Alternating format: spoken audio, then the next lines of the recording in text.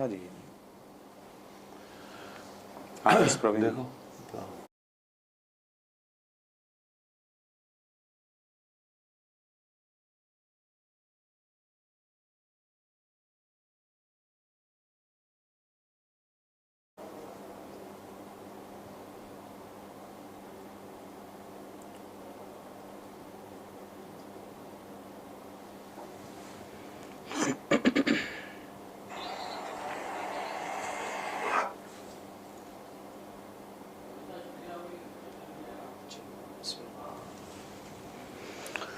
अस्सलाम वालेकुम नाज़रीन, आपका दोबारा खैर मकदम है BBN चैनल के स्पेशल प्रोग्राम इंतखाबात 2023 तेलंगाना के बारे में हम बात कर रहे हैं। हमारे साथ स्टूडियो में मौजूद है BBN चैनल के एडिटर इन चीफ जनाब शब्बीर भुजानी सर। उन्हीं से बात कर रहे थे। अभी तक हमने बात की थी कि BRS के बैक फुट पर जाने या उसकी जो हो रही हार है उसके पीछे क्या फैक्टर्स रहे, वहीं कांग्रेस के जीत के क्या अहम वजूहात रहे, इस बारे में बातचीत करें। इसके बारे में और हम आगे बातचीत करेंगे। इससे मैं पहले आपको ताज़ा तरीन अपडेट्स दे दें। बात करेंगे याकूतपुरा असम्बली हल्के की, जहां पर कांटे की टक्कर अभी तक देखी जा रही थी BJP, MBT और MIM के दरमियान, लेकिन BJP पीछे हट गई है। BJP के वोट्स जो है काउंटिंग में नहीं आ रहे हैं, वो 3rd नंबर पर चले गई है और अब डायरेक्ट मुकाबला MIM और MBT के दरमियान है। ताज़ा तरीन आंकड़े जो 18th राउंड हो चुके हैं उसमें MIM 2409 वोट जो है 18 राउंड में आए हैं MIM के लिए, वहीं MBT को 3143, लेकिन MIM यहाँ पर अभी भी लीड कर रही हैं। उसके मजमूई वोट 38,583 है, जबकि MBT के वोट 37,187, करीब 1,396 वोटों का फ़र्क है। MIM लीड कर रही है 1396 यानी 1,396 वोटों के साथ। वहीं दूसरी जानिब दूसरी सीटों की बात की जाए तो तेलंगाना हुकूमत में जो मिनिस्टर्स थे, जो दिग्गज और कद्दावर लीडर माने जाते हैं, उनकी कई सीटों पर हार हुई है। जैसे कि महबूब नगर से श्रीनिवास गौड़, वरंगल से दानम विनय भास्कर रेड्डी, उन्हें भी शिकस्त हुई है। इसके अलावा निरंजन रेड्डी को वनपर्ती से शिकस्त हुई है। इंदिरा करण रेड्डी निर्मल से उन्हें शिकस्त हुई है। कोपुला ईश्वर भी धर्मपुरी से सीट से वो हार गए हैं। इसके अलावा BJP को जो है एक और सीट मिली है, वो है सिरपुर हल्का असम्बली से। BJP के उम्मीदवार P हरीश बाबू ने यहाँ पर कोनेरू कोनप्पा जो सिटिंग MLA थे उन्हें शिकस्त दी है। BJP के खाते में अभी तक 5 सीटें जो है आ चुकी है, आदिलाबाद, सिरपुर, कामारेड्डी, निज़ामाबाद अर्बन और आदिलाबाद। बहरहाल हम आगे बढ़ेंगे और ताज़ा तरीन अपडेट्स आपको देंगे। बात करते हैं, हमने इससे पहले जो बात की थी कि BRS को शिकस्त की वजूहात के बारे में हमने बात की थी। BRS और LRS वाले इश्यूज़ थे और धरानी पोर्टल था। एक कहीं ना कहीं बात आती है, जर्नलिस्ट तबका भी जो है BRS हुकूमत से जो है नाराज़ था। कई वादे जर्नलिस्ट के लिए किए गए। लॉकडाउन के टाइम पर भी जो है फ्रंट फाइटर जो है जर्नलिस्ट को करार दिया गया, लेकिन कोई सहूलत नहीं दी गई दीगर के सरकारी मुलाजमीन के मुकाबले। वहीं और जर्नलिस्ट के लिए लैंड का जो इशू था, जो कि सुप्रीम कोर्ट से भी जो है मंजूर हो चुका था, लेकिन उस पर भी कोई अमलावरी नहीं हुई BRS हुकूमत में। तो मीडिया का भी एक तबका क्या, बहुत बड़ा तबका जो है मीडिया का, वो भी जो है BRS हुकूमत से नाराज़ था। कहीं ना कहीं BRS की जो मुमकिन हार यहाँ पे नज़र आ रही है, क्या इसके पीछे ये भी फैक्टर हो सकता है? बहुत अहम बात आप जो है रखे फराद भाई। हकीकत ये है कि पिछले 9.5 साल में, उससे पहले की भी गवर्नमेंट जो कांग्रेस गवर्नमेंट थी, वो टाइम पे भी जो है हैदराबाद के, तेलंगाना के सहाफ़ियों को जो है कोई नमूने की मदद नहीं जो है दी जाती। मगर KCR साहब का वायदा था कि मैं जो है गवर्नमेंट के लिए, गवर्नमेंट के तरफ से सहाफ़ियों यानी रिपोर्टर्स के लिए और उनकी फैमिलीज़ के लिए मैं घर दूंगा, ज़मीन दूंगा।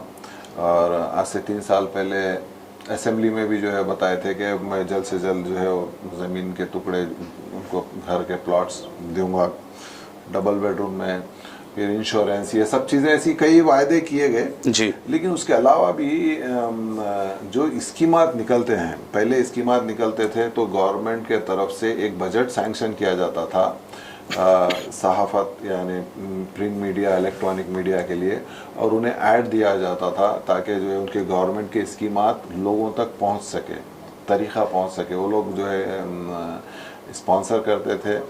लेकिन पिछले 9.5 साल के अंदर गवर्नमेंट जो है मीडिया को काफ़ी नज़रअंदाज करी, और इसमें कहीं ना कहीं बात वही आ जाती है कि मैं सब कुछ हूँ, जैसा आवाम जीता के लाने के बाद सीधा डायरेक्ट यही समझ में आ जाता है कि मेरा वजूद बहुत बड़ा है और मेरे को किसी की कोई ज़रूरत नहीं है। जी इसी तरीके से जो है ये गवर्नमेंट में भी थोड़ा सा जो है एरोगेंट आ गया था कि लोगों में जो है घमंड आ गया था। तो कई लोगों को जो है ऐसे ही जो है धोखा जैसा जो है फील हुआ, और ख़ास तौर पे सहाफ़त जो रिपोर्टर्स है उन लोगों को भी जो है काफ़ी ऐसा धोखा महसूस हुआ कि गवर्नमेंट हमारा जो है कुछ भी जो है नहीं करी। लास्ट में बिल्कुल अब जो है ये ऐसा नहीं हुआ, वो ऐसा नहीं हुआ, ऐसा नहीं है बताने लगे। तो वक्त काफ़ी गुजर जाने के बाद फिर जो है वो रिटर्न नहीं आता। जो आप इतने साल कुछ मेहनत करते हैं तो आपका काम है कि अपने काम का जो है रिपोर्टर्स के चैनल्स के ज़रिए या प्रिंट मीडिया, इलेक्ट्रॉनिक मीडिया के ज़रिए जो है एडवर्टाइजमेंट दिया जाता है।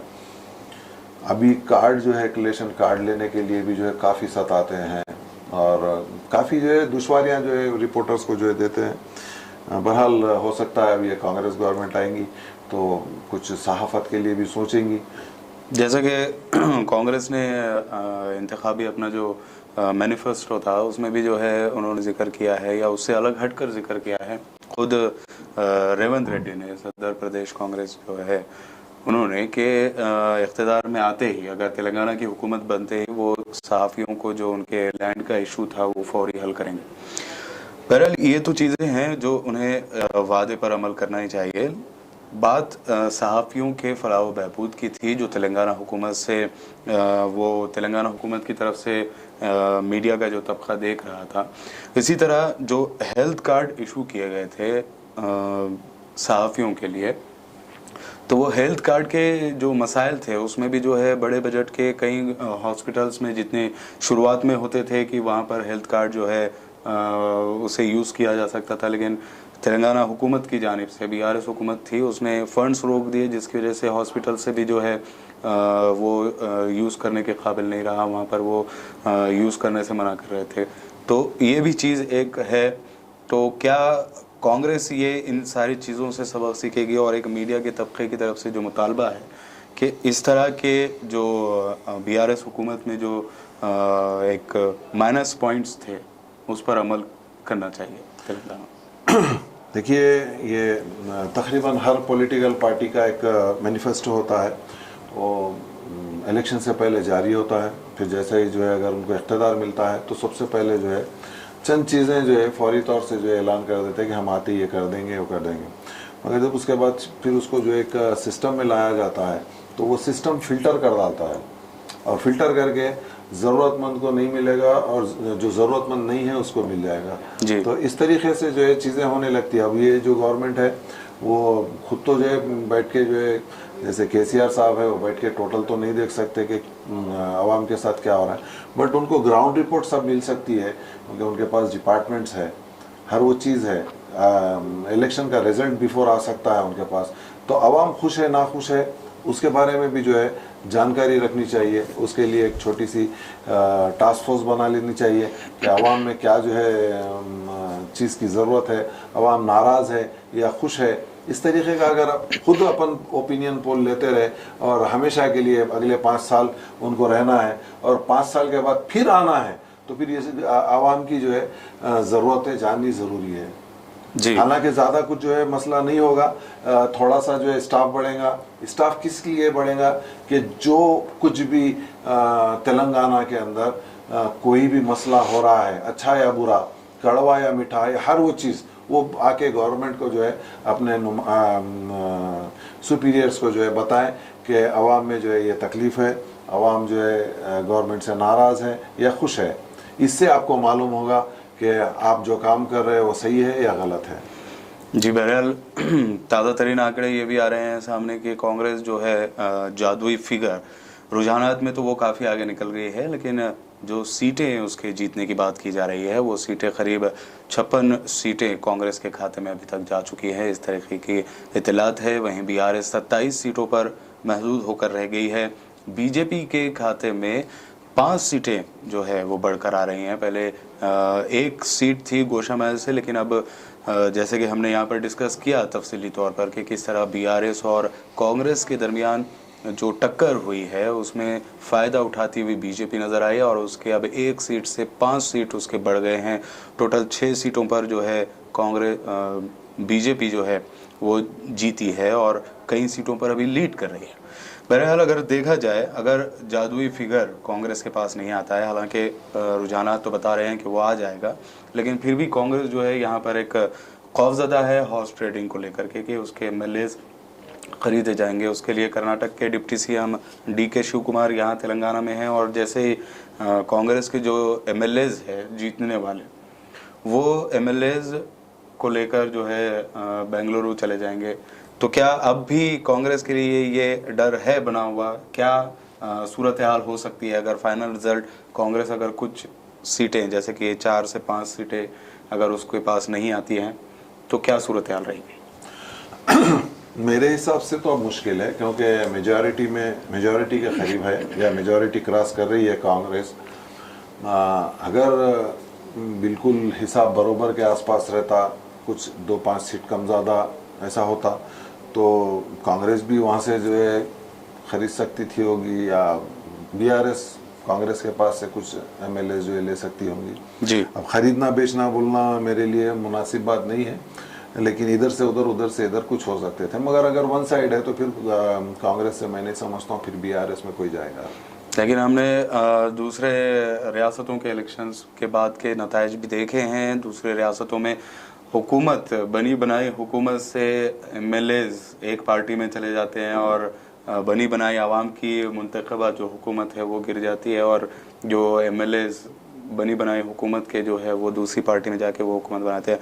तो क्या कहीं ऐसा ना हो कि कांग्रेस इसलिए भी खौफजदा है कि उसके बने हुए एमएलएज कहीं सामने वाली अपोजिशन पार्टी है जैसे कि बीआरएस है, अगर उन्हें झांसा दे मिनिस्ट्री का पद, और जैसे कि खबरें आ रही थी कि माली जो है रकम देकर, वो वही डर है जितनी कि बहुत ज़्यादा ये खबर गर्दिश कर रही थी कि डीके शिव कुमार इसी अंदेशे के पेश नज़र कांग्रेस के सेलेक्टेड जो भी एमएलएज है उन्हें बेंगलुरु ले जाएंगे। उम्मन ऐसे ही होता है, जैसे कि आपको मालूम है जो रूलिंग गवर्नमेंट रहती है और रूलिंग गवर्नमेंट अगर जो है इख्तिदार से हटती रहती है और जो नई जो बॉडी मतलब नई जो आने वाले, जैसे अब कांग्रेस बीआरएस ख़त्म हो रही है और कांग्रेस को जो है इख्तिदार मिल रहा है, तो वैसे टाइम पे क्या करेंगे वो लोग की प्लानिंग होती है और हर जगह हर पॉलिटिकल पार्टी का रहता है कि उनके अगर फेवर में रुझान आते हैं तो पूरे एमएलएस को वहाँ पर लेके चले जाते हैं, कहीं भी जहाँ उनको समझ में आता है वहाँ रखते हैं, अपनी हिफाजत में रखते हैं और फिर जब तक जो है टाइम आता है वो लेके आके पेश करते हैं। मेरा मानना ये है कि थोड़ा सा, हाँ जैसा अभी बताए महाराष्ट्र में ऐसा हुआ है कि मेजॉरिटी में जो गवर्नमेंट थी उसको बिल्कुल माइनॉरिटी में कर दिया गया, तो उसके लिए बहुत बड़ी ताकत होनी चाहिए और वो ताकत आप सभी को मालूम है, आज चर्चा में रहती भी है, ईडी, इनकम टैक्स, जी, दौलत, पैसा, हर वो चीज़, ज़र जोर, हर चीज़ से जो है अगर फिर आजमाया जाता तो उसके अंदर लाजिम है कुछ लोग डर के मारे जो है चले जाते, कुछ जो है पैसों के लिए चले जाते। तो एनी हाउ इस तरीके से जो है जिस भी स्टेट का हो या देश का हो काफ़ी नुकसान होता है, क्योंकि आवाम जो है पार्टी को तो ठीक है देखती ही है, लेकिन कैंडिडेट को भी जो है देखती है। लोग जो आवाम हमारे बीच जो चुन के लाते हैं वो लोग को भी जो है डिसअपॉइंटमेंट मिलता है कि ये हम लोग इतना करने के बाद, जिताने के बाद वो ये पार्टी से वो पार्टी में चले गया। तो लिहाजा जो है ऐसा नहीं होना चाहिए। इसके लिए जो है क़ानून बनना चाहिए। अगर ये पार्टी से अगर कोई लड़ता है और वो पार्टी से निकल के कहीं दूसरी जगह आ जाता है तो री इलेक्शन कराना चाहिए। ऐसे लॉ बनाना चाहिए ताकि ख़रीद व फरोख्त ना हो। जी जी, बहरहाल हम और आगे इस पर डिस्कस करेंगे। फिलहाल ताज़ा तरीन अपडेट्स सामने आ रही है याकूतपुरा से। याकूतपुरा के 19 राउंड हो चुके हैं, उसमें अभी भी जो है एमबीटी और एमआईएम के दरमियान कांटे की टक्कर चल रही है। बीजेपी जो है अभी उसका तीसरे नंबर पर आकर वो रुक गई है। उसे 19 राउंड में सिर्फ 24 वोटें मिले हैं, जबकि एमआईएम को 2714। वहीं एमबीटी को फिर से एक मरतबा 18 राउंड की तरह ज़्यादा वोटें मिली है, 3360। मजमूई अगर टोटल देखा जाए तो याकूतपुरा से अभी एमआईएम 41,297 वोटों के साथ जो है आगे है, पहली नंबर पर बनी हुई है। वहीं दूसरे नंबर पर एमबीटी 40,547 वोटों पर बनी हुई है। करीब करीब अब ये डिफरेंस कम होता जा रहा है देखा जाए तो, और ये डिफरेंस आगे अभी मजमूई तौर पर 27 राउंड जो है काउंटिंग की बात कही जा रही है। क्या लगता है आपको कि ये जैसे जैसे राउंड बढ़ते जा रहे हैं, 18 राउंड में जो है एमबीटी जो है फिर से 3000 से ज़ायद वोट जो है 18वें राउंड में मिली थी, और 19वें भी राउंड में जो है 3360 जो है एमबीटी को वोट मिले। करीब करीब अब ये टक्कर कम होकर 1000 तक जो है 1000 वोटों का फ़र्क रह गया है। 1000 वोट भी नहीं है मेरे हिसाब से, 700 वोट का फ़र्क है अभी इस वक्त। 41,300 और 40,500 जी, और 700 काफ़ी जो है कांटे की टक्कर जो है बोली जाएगी है, और बिल्कुल एकदम नेक टू नेक। तो देखें हम आवाम किसको चुनती है, और आवाम का फ़ैसला ही जो है फ़ाइनल रहेगा।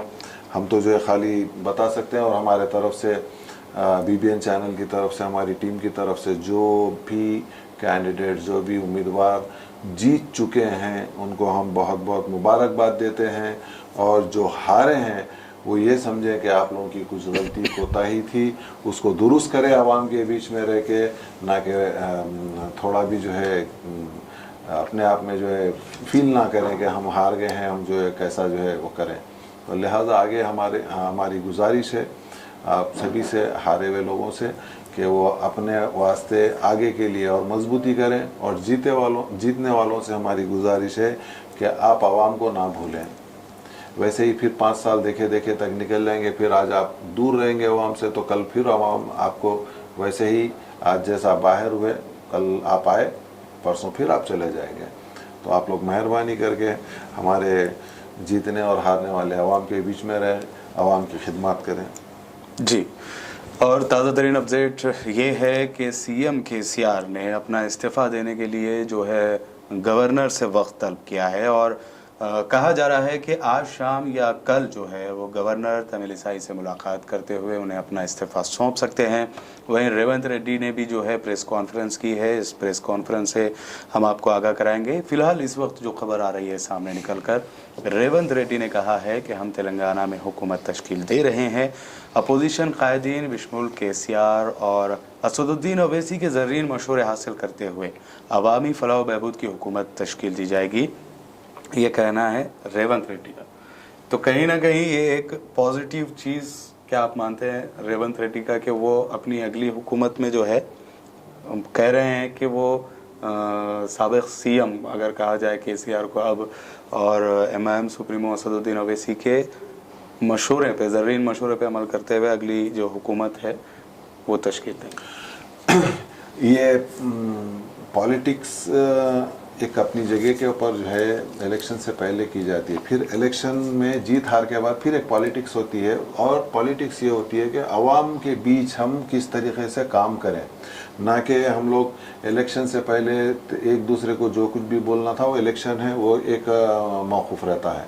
मगर जब वो जीत के आने के बाद सब लोग असेंबली के अंदर एक साथ बैठ के एक दूसरों के मसाइल के ऊपर ही काम करना, वही गवर्नेंस कहा जाता है। ना कि एक दूसरे को हम तुम ऐसा बोले थे मैं ऐसा करूँगा, और ऐसा कैसा बताए थे, मैं अब देखूंगा, मैं गवर्नमेंट में आ गया, तो वो गवर्नमेंट में थोड़ी सी मुश्किलात पैदा होती है। तो बहरहाल हाँ, दोनों भी काफ़ी बड़े जो है लीडर्स हैं, और आपस में मिलके ही काम करेंगे तो तेलंगाना की आवाम जो आपको चुन के लाई है उन सबका फ़ायदा होगा।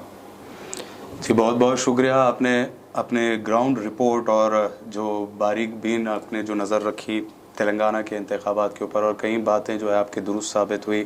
बीआरएस और कांग्रेस के दरमियान सख्त टक्कर की वजह से बीजेपी को फ़ायदा पहुंचने की जो बात आपने कही थी वो भी बिल्कुल सही साबित हुई। यहाँ पर रेवंत रेड्डी ने भी जो है हुकूमत बनाने का दावा कर दिया है। अब सूरत हाल बिल्कुल वाज़ेह हो चुकी है कि तेलंगाना में इस मरतबा बीआरएस हुकूमत नहीं बल्कि कांग्रेस पहली मरतबा नई रियासत तेलंगाना में अपनी हुकूमत बनाएगी। मेरी एक हमारे जीतने वाले उम्मीदवारों से भी गुजारिश है कि हो सकता होगा उनके पास ये मैसेज जाता होगा या नहीं जाता, बट आज के दौर में हर वो बेहतर मैसेज और बुरा मैसेज बहुत जल्दी सर्कुलेट होता है और बहुत जल्दी पहुंचता है। होता ही है कुछ एरिया के अंदर से जो है आपको वोट नहीं मिले होते हैं तो वो एरिया को आप डेवलपमेंट में नहीं लेते, तो ऐसा कतई ना करें। जो एरिया से आपको वोट ज़्यादा से ज़्यादा जो है आगे बढ़ के वो एरिया को डेवलप करें, वहाँ के आवाम के मसाइल को जो है हल करें, तो वो भी लोग आपके जो है फेवर में हो जाएंगे। तो ये चीज़ें जो है क्या होता है कि आज जीतने के बाद एक पर्टिकुलर पूरा एरिया है, वो एरिया में ये एरिया से मेरे को वोट नहीं आए थे, ये एरिया से मेरे को वोट नहीं आए थे, डेवलपमेंट जो है बिल्कुल जो है रोक देते हैं वहाँ पर, ये हमारा वोट बैंक नहीं है। इस तरीके की ओछी पॉलिटिक्स, यानी छोटी सी जो है मैं समझता हूँ पॉलिटिक्स को और छोटा कर देते हैं। लिहाजा अगर आप खिदमत करने की ही नीयत से आए हैं तो खिदमत इस तरीके से होती है कि जो आपको नापसंद करते थे उनके पास भी आप जो है पहुँचे ताकि वो आपको पसंद कर सकें। जी इसी मैसेज के साथ हम हमारे बीबीएन व्यूवर्स के साथ जो है अलविदा लेते हैं और ये उम्मीद करते हैं कि वो आने वाले हुकूमत के साथ अपने मुतालबात हमारे चैनल के ज़रिए बिल्कुल उनके सामने रखेंगे, और हम भी आपसे ये वादा करते हैं कि अवामी मसाइल को इसी तरह उठाते रहेंगे, चाहे हुकूमत में कोई भी हो। हम आपके मसाइल अरबाब इख्तिदार तक ज़रूर पहुँचाते रहेंगे। मैं एक आखिरी मैसेज और देना चाहूँगा आवाम को भी, जो है मैं थोड़ा सा बताऊँगा कि आप लोग अपना जो हक़ है, जो लोग वोट नहीं डाल रहे हैं वो अपना हक़ खोते जा रहे हैं। लिहाजा कोशिश ये करना चाहिए कि आप अपना जो वोट है वो बिल्कुल ही इस्तेमाल करें, ना कि हम घर में आराम करते रहें और फिर कल हमको किसी से काम हो और हम जाके फिर वो एमएलए के पास जाएं और वो एमएलए हमको जो है फिर कुछ बोलता है, या जो भी ज़िम्मेदार है वहाँ का वो कुछ बोलेगा कि तुम हमारे ख़िलाफ़ थे। या मेरा बोलने का शॉर्ट में मकसद यही है कि आप लोग ज़्यादा से ज़्यादा तादाद इंदा से सभी लोग अपने वोट का इस्तेमाल करें ताकि आप अपनी पसंद के नुमाइंदे को ला सकें अपने एरिया की खिदमत के लिए। दूसरी बात, गवर्नमेंट से भी मेरी ये गुजारिश है कि आप लोग आवाम का ख्याल रखें, आवाम की बेसिक नीड्स को, जो बेसिक ज़रूरतें हैं जैसे गैस है, राशन का है मसला, टैक्सेस का है, लाइट का है और एजुकेशन का है, ऐसे मसलों को ज़्यादा से ज़्यादा जो है आप लोग फर्स्ट प्रेफरेंस दें, ना कि हर 10,000 50,000 में से एक या दो को आप कुछ भी मदद कर देंगे, हमारी ये स्कीम है बोलेंगे। आपको भी मालूम है वो स्कीम आगे तक कितनी मेल्ट हो जाती। नहीं, आप 1,000 रुपया देते हैं तो अब उसके पास जो ज़रूरतमंद को आप देते हैं उस तक पहुंचा तो कितना पहुंचता है वो भी आप लोग को मालूम रहता है। तो ऐसी जो है आप लोग स्कीम निकाले जो डायरेक्ट उसको बेनिफिट दे सके, अपने जो कुछ भी हमारी आवाम, आपकी आवाम है उनको जो है डायरेक्ट हेल्प कर सके, वैसी स्कीमें निकालें। थैंक यू जी, बहुत बहुत शुक्रिया शब्बीर बुरजानी सर आपका।